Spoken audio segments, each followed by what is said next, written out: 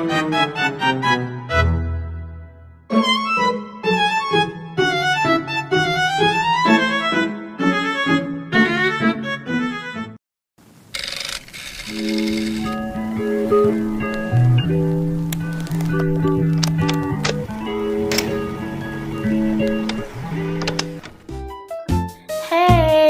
Good day everyone. So today we'll explore about the accounting process, the role of financial management, and the people behind it. So before we start, let me give you an overview of those topics. So the accounting process records and summarizes financial activities, while financial management ensures resources are wisely used to reach the goals. While the key players of these activities are the people behind it, just like the accountants, the financial analysts to make the goal done or to achieve it. So, let my group mates explain it to you furthermore.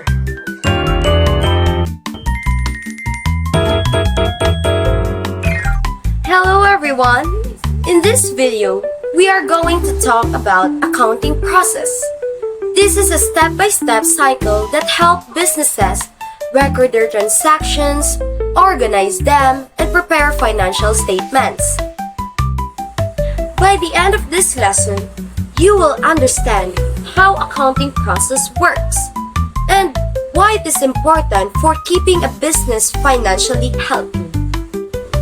The accounting process is a series of procedures in the collection, processing, and communication of financial information.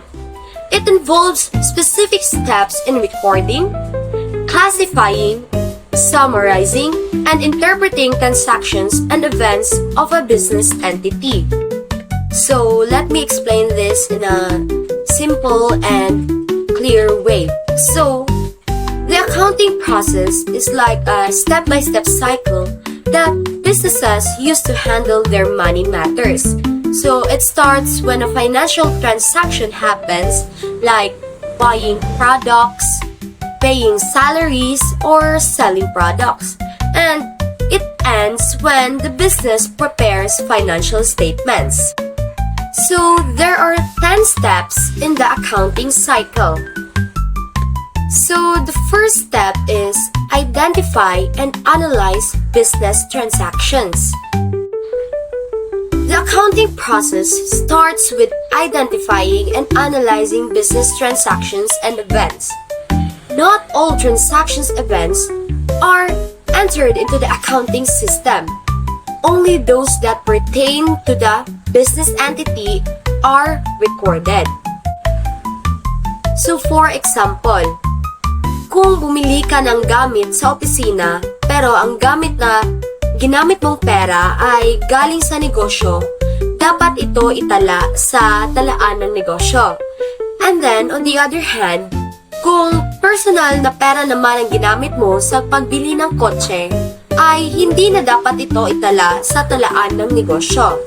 Ang mga source documents tulad ng resibo, sales invoice, o official receipt ito ay magsisilbing ebidensya na may naganap na transaksyon sa loob ng negosyo. So, the second step in accounting process is record it in the journal. A journal is a book wherein transactions are recorded. Transactions are also known as the book of original entry. Business transactions are usually recorded using the double entry bookkeeping system. They are recorded in the journal entries and under at least 2 accounts, at least 1 debited and at least 1 credited. Transactions are recorded chronologically as they occur. So, to simplify the recording process, there are 2 journals. First is the special journals.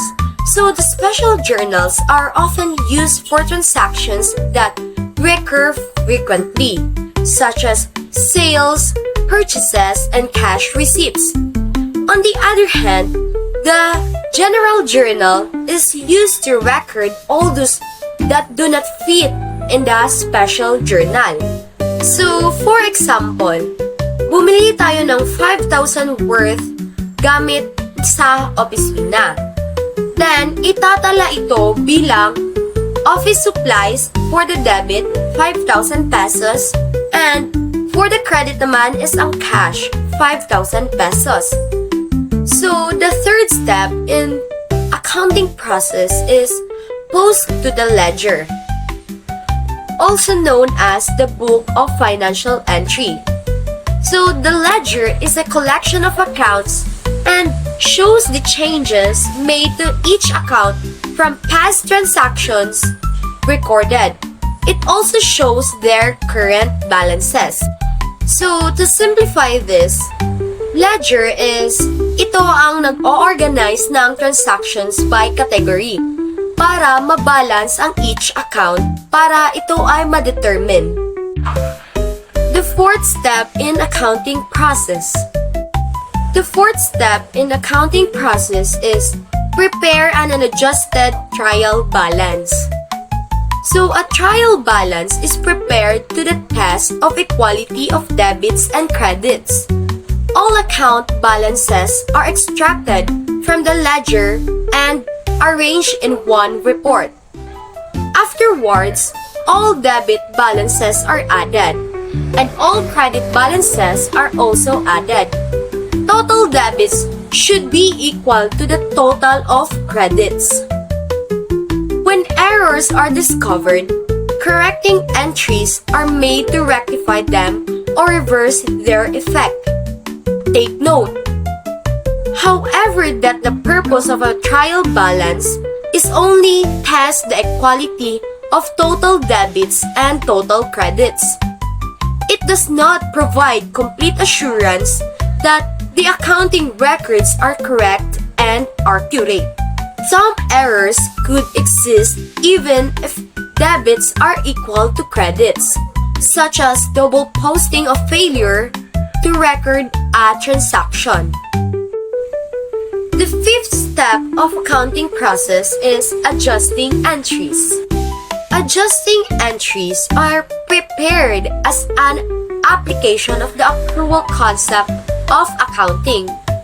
At the end of the accounting period, some expenses may have been incurred but not yet recorded in the journals. Some income may have been earned but not entered in the books. Adjusting entries are prepared to update the accounts before they are summarized in the financial statements. So, to explain adjusting entries, ang adjusting entries ito ay pagtatala na ginagawa sa katapusan ng accounting period. Halimbawa, katapusan ng isang buwan o isang taon, upang ito ay itama o i-update ang mga account bago gumawa ng financial statements. Ang layunin nito ay mapakita ang tamang halaga ng kita or income at gastos o expenses para sa particular na panahon, kahit hindi pa nababayaran o natatanggap ang pera.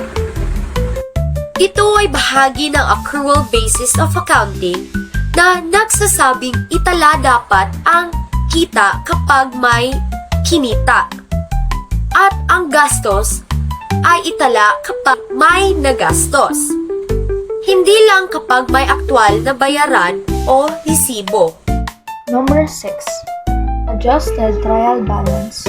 An adjusted trial balance may be prepared after adjusting entries are made before the financial statements are prepared. This is to test if the debits are equal to credits after adjusting entries are made. Number 7. Financial statements. When the accounts are already up to date, the equality between the debits and credits have been tested. The financial statement can now be prepared. The financial statements are the end products of an accounting system. A complete set of financial statement is made of number 1, statement of comprehensive income, income statement and other comprehensive income. Number 2, statement of financial iniquity. Number 3, statement of financial position or balance sheet. Number 4, statement of cash flows. And number 5 is notes to financial statements. Number 8, closing entries. Temporary or nominal accounts. Income statements accounts are closed to prepare the system for the next accounting period. Temporary accounts include income, expense, and withdrawal accounts. These items are measured periodically, hence need to be closed to have a fresh slate for the next accounting period. Accounts are closed to a summary account, usually income summary, and then close further to the capital account. Again, take note that closing entries are made for temporary accounts, real or permanent accounts. Balance sheet accounts are not closed. Number 9. Post-closing trial balance. The accounting cycle, the last step is to prepare a post-closing trial balance. It is prepared to test the quality of debits and credits after closing entries are made. Since temporary are already closed at this point, the post-closing trial balance contains real accounts only. Number 10. Reversing entries. Optional steps at the beginning of the new accounting period. Reversing entries are optional. They are prepared at the beginning of the new accounting period to facilitate a smoother and more consistent recording process, especially if the company uses a cash basis accounting system. In this step, the adjusting entries made for accrual of income, accrual of expenses, deferrals under the income method, and prepayments under the expense method are reversed.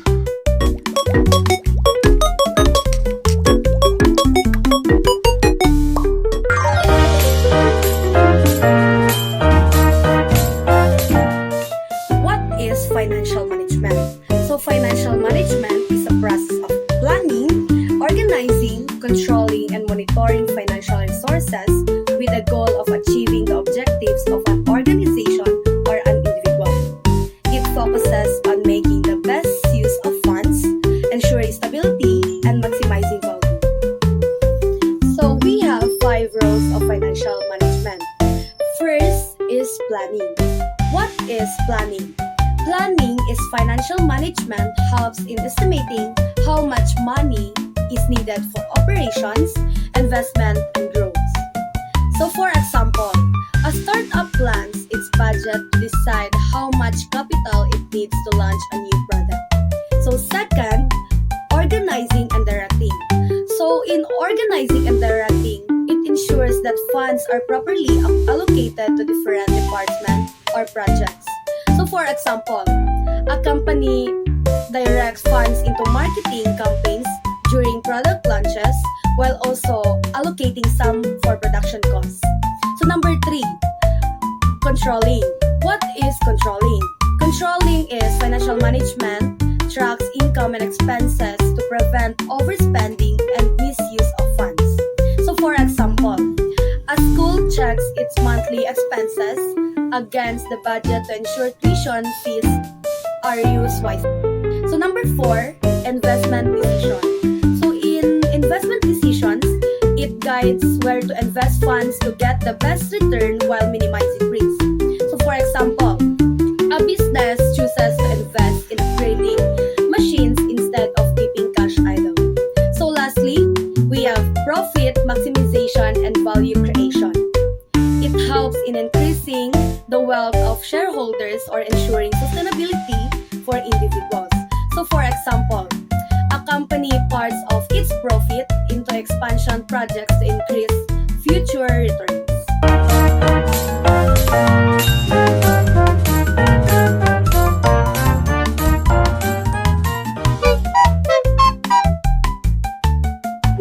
Good day, class! Today, our lesson is about business finance, specifically the persons involved in financial management. When we say financial management, ibig sabihin nito ay yung process ng paghandle ng pera, kung paano ito nakukuha, gagamitin at i-allocate ng maayos at efficient. Importante ito kasi kung walang maayos na financial management, pwedeng malugi ang isang business. Pero syempre, financial management is not handled by just one person. Maraming professionals ang involved dito, and each one has a specific role. Let's discuss them one by one. First is financial planner or financial advisor. A financial planner or financial advisor is someone who helps people and businesses plan for their financial goals. Example, kung gusto ng isang pamilya mag-save for retirement o kung gusto ng isang employee mag-invest, financial planners are the ones who guide them. Their income is often commission-based, meaning kumikita sila depende sa financial products na naibebenta o nare-recommend nila, like insurance or investment plans. That's why we say they have unlimited income potential. They must be licensed, trustworthy, and knowledgeable in accounting and finance. Kailangan din nilang marunong mag-market at mag-explain sa clients. So in short, financial planners are like money coaches, guiding people to reach long-term financial goals. Next, we have the financial analyst. These professionals are experts at creating financial plans, projections, and reports. Their job is to analyze data and guide big financial decisions. Example, if PLDT or Smart wants to merge, expand, or acquire another company, financial analysts provide the numbers and reports that show kung kaya ba ng company o hindi. They also study things like stocks, bonds, and corporate expansions. Some earn salaries, while others earn big depending on their expertise. Kaya sila tinatawag na financial detectives kasi they dig deep into the numbers to give valuable insights. Next is Investor Relations Associate. An Investor Relations Associate acts as the bridge between a company and its investors. Their job is to prepare and present financial information in a way that's easy to understand. Hindi lahat ng investors marunong magbasa ng complex reports, so sila yung nag-highlight ng key points at nagpapaliwanag. Dahil critical yung role nila, they often earn high salaries. Basically, they make sure investors stay confident sa company. Now, let's talk about the budget analyst. Their role is to review and manage company budgets. Sila yung nag-check kung tama ba yung paggamit ng pera at kung efficient ba ang allocation of resources. They also evaluate the financial impact of projects. For example, kung may bagong product launch, sila yung magsasabi kung worth it ba yung gastos o hindi. Budget analysts must have strong problem-solving and analytical skills. They also give advice sa management on how to improve financial decisions. So, kung iisipin ninyo, sila yung spending police ng company, making sure na hindi nasasayang ang pera.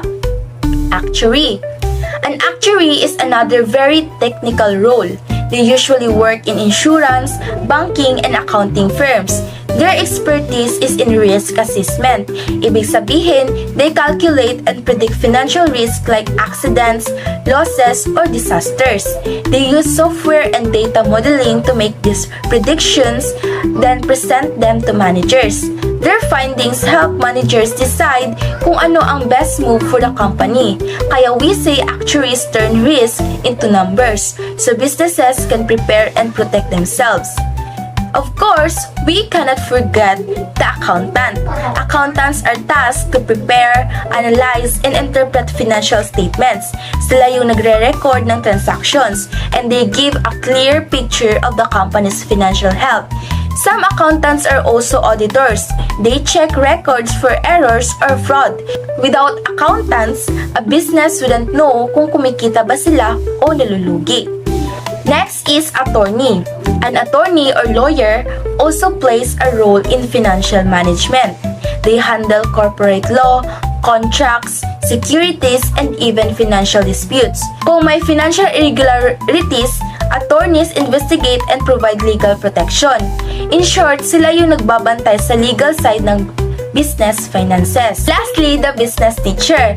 Teachers, especially in senior high school, instruct students about the fundamentals of accounting, finance, management, marketing, and investments. We prepare the next generation of professionals like you, future accountants, analysts, planners, and even attorneys. Kaya mahalaga ang role ng teachers in passing knowledge and skills for the business world. So, to recap, the key people involved in financial management are financial planners, help clients with long-term goals, financial analysts, interpret data for big financial moves, investor relations associates, communicate company finances to investors, budget analysts, manage and review budgets, actuaries, calculate risk using data, accountants, prepare and analyze financial statements, attorneys, handle legal aspects of finance, and lastly, the business teachers, educate the next generation. Each of them has a unique role, pero lahat sila important para masigurado na ang pera ng company ay ginagamit wisely and decisions are made carefully. That's the end of our discussion. Thank you for watching.